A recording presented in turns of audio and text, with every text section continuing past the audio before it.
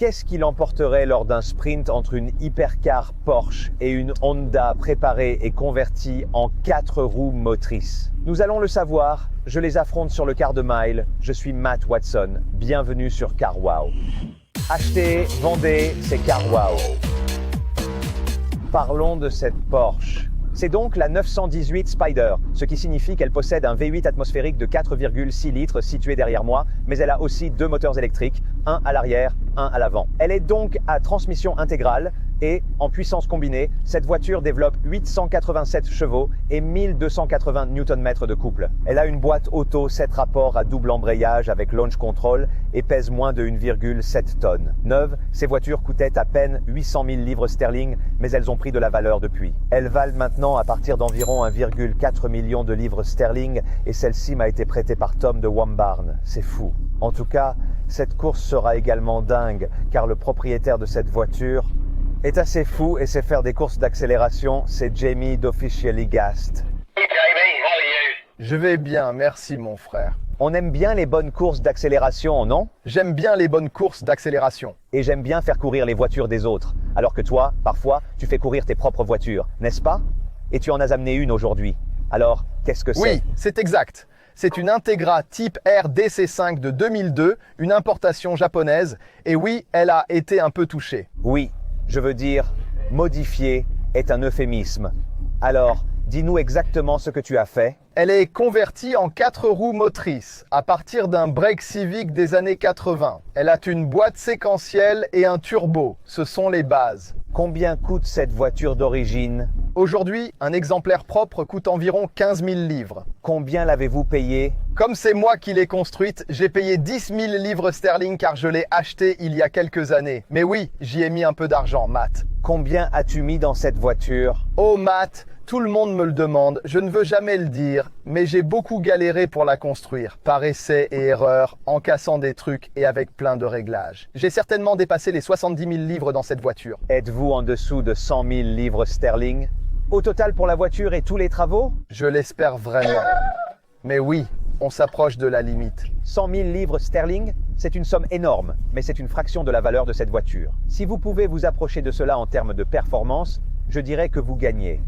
Et si vous pouvez la battre, vous serez aux anges. Mais il y a une question sur la fiabilité. Vous voyez cette Porsche, elle peut démarrer toute la journée, tous les jours et faire les chiffres. Votre voiture, par contre, comment est sa fiabilité? Alors, ceux qui connaissent cette voiture savent qu'elle n'est pas très fiable du tout. Quand on pousse les réglages à ce point extrême et qu'on fait des choses qu'il ne faut pas faire, des pièces lâches, et j'ai beaucoup cassé cette voiture et elle pourrait avoir un léger problème aujourd'hui aussi, mon pote. Tu as préparé la voiture. En standard, combien de chevaux fait ce moteur? C'est un 4 cylindres de 2 litres. Il fait 220 chevaux en standard. D'accord, mais tu as mis un turbo. Un gros, j'imagine.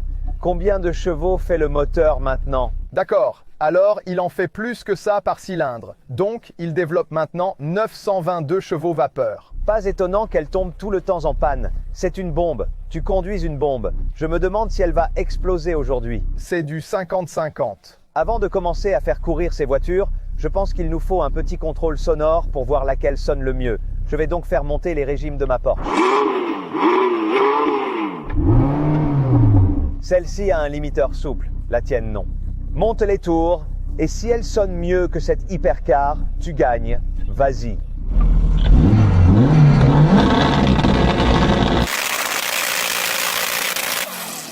Ça a l'air plutôt effrayant. Fais-le encore. Ça ne ressemble pas à un 2 litres. Oh, ce pauvre moteur. 900 chevaux, espèce de dingue. J'ai un peu peur qu'au début de la course, ta voiture n'explose. J'imagine que le pire pour ta voiture, c'est le départ arrêté, n'est-ce pas? C'est ce qui pourrait lui nuire le plus. Nous pensons que oui, il pourrait y avoir un souci avec la boîte ou l'embrayage en ce moment. Ce sera donc le plus stressant au démarrage, c'est certain, oui. Pour le départ, il faut utiliser l'embrayage, évidemment. Mais si vous roulez, vous avez une boîte séquentielle. Faut-il utiliser l'embrayage dans ce cas? Non, je peux passer les vitesses sans embrayer à plein gaz. Je garde l'accélérateur à fond et je tire sur ce grand levier à gauche. Ok, voici ce qu'on va faire. On va faire notre première course sur le quart de mile. Mais nous allons la faire à partir d'une légère relance pour voir si ça t'aide. Puis nous ferons quelques courses lancées et si ta voiture fonctionne encore à la fin, Nous lui donnerons tout ce qu'elle a. On devra faire un vrai départ arrêté, d'accord? C'est un marché? Oui, je suis partant. On y va. Ok, Jamie, prêt? Prêt comme jamais. Reste à mon niveau.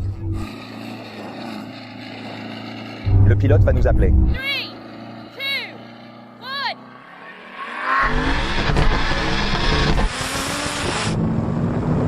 2, 1. Détruit. Oh, il arrive maintenant par contre.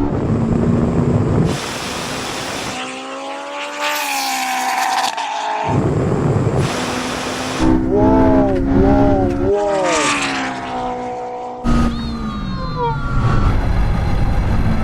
La reprise était mauvaise. J'imagine le turbo-lag, mais une fois parti, tu me rattrapais. Tu es parti direct. Le contrôle de traction coupait beaucoup, mais oui, tu as raison, il te rattrapait. Je me demande si tu l'as fait sans anti-patinage. Qu'est-ce qui se passe? Elle va juste rester sur place et patiner? Honnêtement, je ne sais pas, mais je n'ai pas de cartographie sans anti-patinage. Ce n'est pas très courageux. Oui, je sais, il y a des choses que j'aime conserver, mais tu sais quoi? C'est pour appliquer la puissance efficacement, si ça a du sens. C'est bien meilleur. D'accord, on réessaie.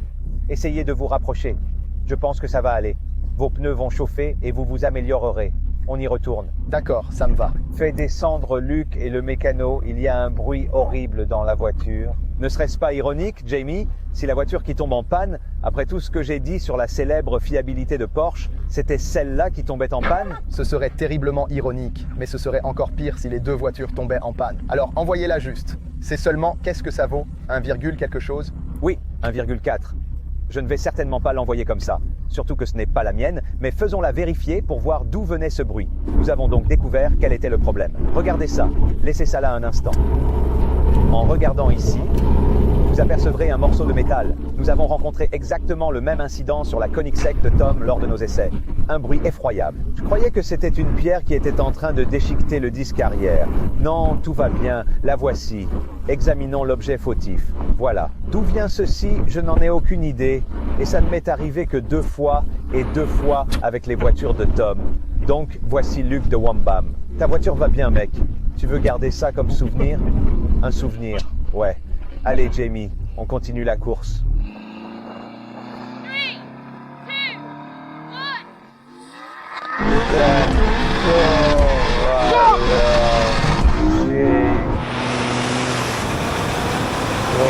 3, 2, 1.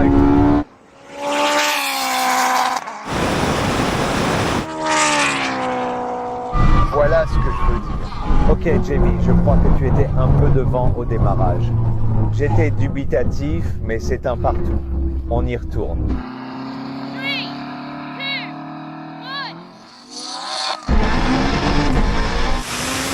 3, 2, 1. Je crois que j'ai eu...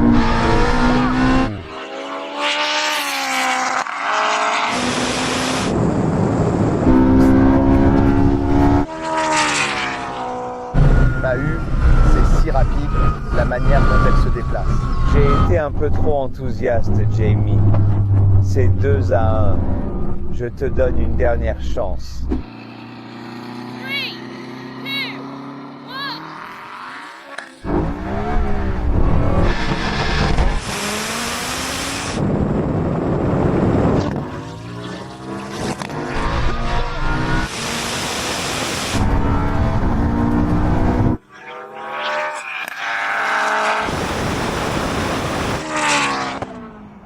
3, 2, 1. Tu vas être content, hein? Mec, je fais la fête ici. C'est une autre ligue, mec. Je vais un peu gâcher ton plaisir, là. Tu vois, cette voiture a patiné en première et est passée en seconde toute seule pendant que je tirais la palette. Puis j'ai mis la 3e. Matt, cela ressemble à quelqu'un qui possède une hypercar et qui trouve de nombreuses excuses pour se faire battre par une Honda. Tu en as gagné 2. J'en ai gagné 2. On fait la belle. 3, 2,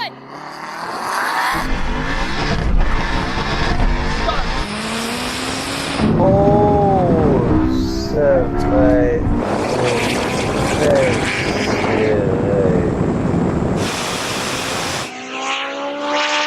Ça ne va pas le faire.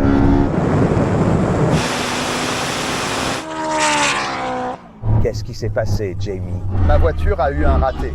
Je ne sais pas pourquoi. C'est arrivé, mais pas d'excuses. Tu as gagné. Maintenant, on fait une course lancée classique sur le demi-mile, d'accord? Aligne-toi, Jamie. On va jusqu'à 50. Tu dis quand? 3, 2, 1, partez. Oh, ça y est, c'était pas une bonne sensation. Oh, je crois qu'il a un problème. Ça n'a pas l'air bon. Tu as un souci? J'ai tenté un passage rapide de la 3e à la 4e et elle a sauté une vitesse. Je veux dire, nous avançons toujours, je peux retenter, mais oui, c'est un petit peu... Tu veux faire un test de freinage?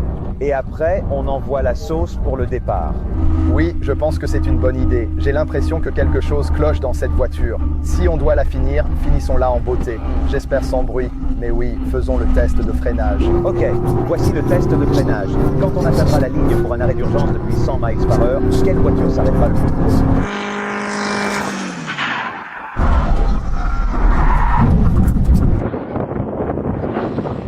Celle-ci n'a pas d'ABS. Elle devrait avoir l'ABS. J'ignore pourquoi elle n'en est pas équipée. Gain de poids. Oui, eh bien, ça ne va pas te sauver en cas d'accident parce que tu as environ, 4 voitures d'avance sur moi et je sens que tu as peut-être un peu platé tes pneus arrière. Je pensais qu'il allait dire que tu sentais mon pantalon parce que franchement, c'était un moment de stress. C'était le cas. Je t'ai vu déraper légèrement et tu te dis, je crois que je vais relâcher un peu le frein maintenant. C'était mouvementé. Mais je pense que ça va devenir encore plus mouvementé parce que maintenant vient le moment de faire le départ lancé. Faisons ça pour la culture. Elle va exploser. Je me suis aligné sur la ligne de départ, mais Jamie. Ils mettent juste du carburant dedans. Jamie. Oh, voilà. Mais ça prendra genre 30 secondes, on n'en met pas trop. Quel carburant mets-tu?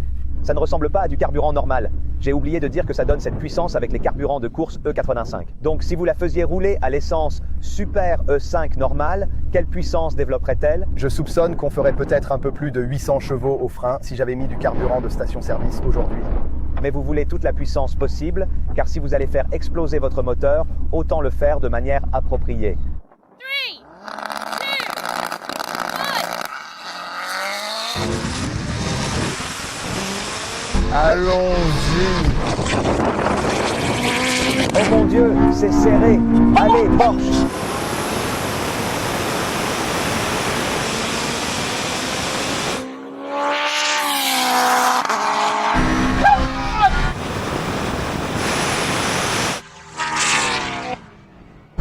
C'est ce que je dis. Mon Dieu, mec, ton départ était parfait. C'est absolument épique. Je ne pense pas pouvoir obtenir un meilleur départ que celui-là. Vraiment pas. Cette voiture a fait le travail. Tu as fait ce que tu as pu et elle n'est pas cassée, hein? Mec, elle marche encore. Oui, tu sais quoi? Je n'aime pas être battu, mais à cette occasion, j'étais absolument pour toi. J'étais tellement heureux que tu aies gagné. C'était génial. Bien joué, Jamie. Voiture incroyable, vraiment incroyable. Tu as battu l'hypercar de Porsche avec ta préparation à 100 000 livres sterling, ce qui semble maintenant être un rapport qualité-prix incroyable. Je suis au 7e ciel. La Honda est arrivée un peu touchée. Elle a quand même fait le spectacle, donc je suis bluffé par les résultats. Alors, qu'est-il arrivé exactement? Eh bien, la Honda a gagné, terminant le quart de mile lancé en 9,8 secondes. La Porsche a mis 9,9 secondes. Maintenant, je dois aller m'expliquer auprès de quelqu'un. Parce que c'est un peu gênant. C'était intéressant. Oui, une mauvaise nouvelle de ta part, Luc. Luc de Wembarn. Je pense que tu dois dire à Tom qu'il doit vendre cette hypercar d'1,4 million de livres sterling et acheter plutôt une Honda Integra type R. Dépenser environ 100 000 livres dessus. Oui, et tu auras quelque chose de vraiment rapide.